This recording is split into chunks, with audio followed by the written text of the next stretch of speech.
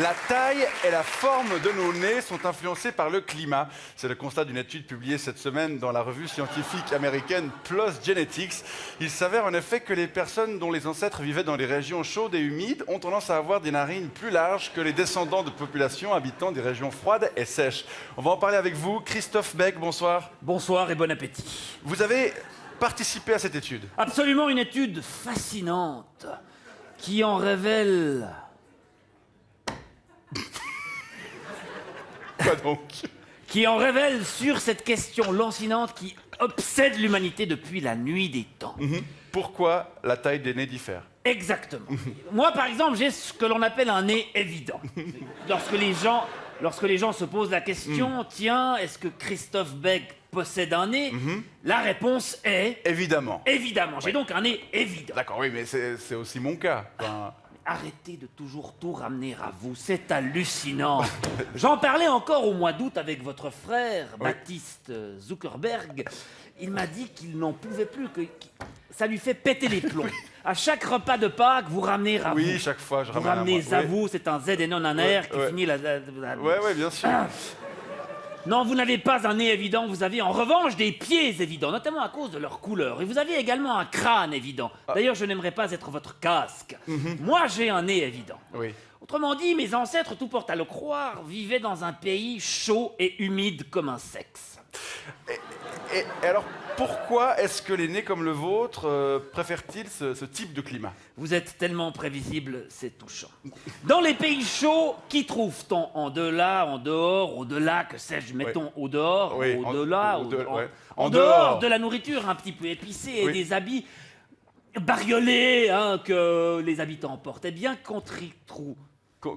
trouve-t-on? Qui trouve-t-on? Merci. On y trouve notamment des guêpes.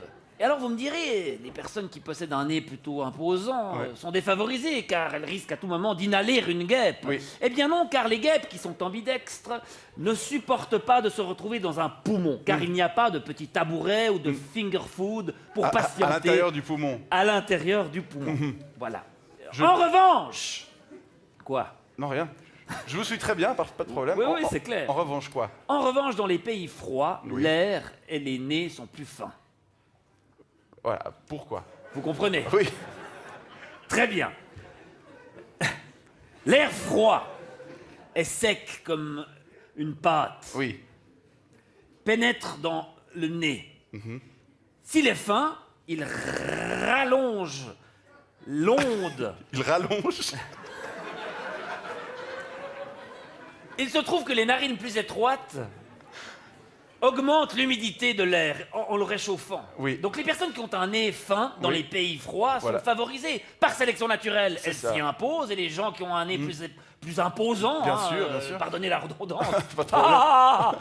eh bien décèdent ou déménagent dans un pays plus chaud Ouais. avec leurs valises, C'est avec leurs affaires. Ils prennent leurs affaires et ils déménagent. fascinant. C'est fascinant, c'est la génétique, c'est notamment cette science qui nous enseigne aussi que c'est la mutation d'un gène hémizygote qui donne cette couleur à vos pieds, cette couleur violette. Et si cette caractéristique devait vous apporter un avantage comparatif Ouais. et qu'elle devait passer au-delà des générations de vos zygotes, Oui. eh bien, tout porte à croire que tous les habitants de votre quartier dans 1 million d'années auront les pieds violets. C'est la génétique. Ouais, mais en quoi avoir les pieds violets serait un avantage pour moi et mes descendants? En effet. Il y a plusieurs hypothèses qu'il faudrait étudier. La première serait peut-être que ces pieds violets vous permettent de courir plus vite, ce qui vous permet d'échapper aux coléoptères. La Oui. deuxième hypothèse, peut-être cette couleur fait pousser vos ongles Oui. plus vite, alors vous pouvez les couper et nourrir une famille ou décorer un sarcophage. La troisième hypothèse, c'est que les femmes sont séduites par ces pieds violets Et du coup et que donc vous créez une descendance nombreuse en engendrant force grossesse. Pour en savoir plus, il faudrait investiguer davantage, mais je n'ai malheureusement pas le temps. Non, je dois aller non au plus. sushi shop de Dange où j'ai rendez-vous avec ma nièce, Clara. Elle sort avec un roux. Ah oui, bah tiens, justement, les roues.